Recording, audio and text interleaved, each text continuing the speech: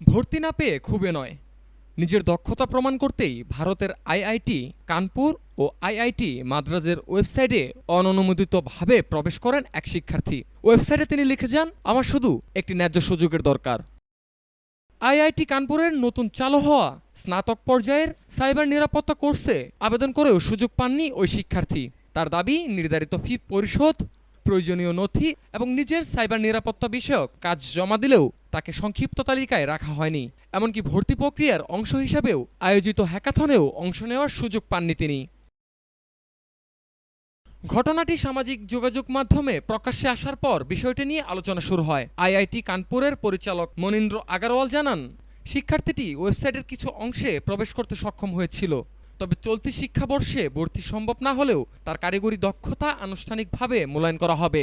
পরীক্ষার যোগ্যতা প্রমাণ করতে পারলে আগামী ভর্তি চক্রে তাকে সুযোগ দেওয়ার বিষয়টি বিবেচনা করবে কর্তৃপক্ষ। প্রতিষ্ঠানটি আরও জানিয়েছে, অননুমোদিতভাবে কোনো কম্পিউটার সিস্টেমে প্রবেশ আইনবিরোধী। তবে আইনি ব্যবস্থা নেওয়ার পরিবর্তে শিক্ষার্থীকে পরামর্শ দেওয়া এবং তার দক্ষতার ইতিবাচক মূল্যায়নের পথেই এগোচ্ছে আইআইটি কানপুর। মুকসুদুল হাসান মিঠু, ঢাকা টুডে।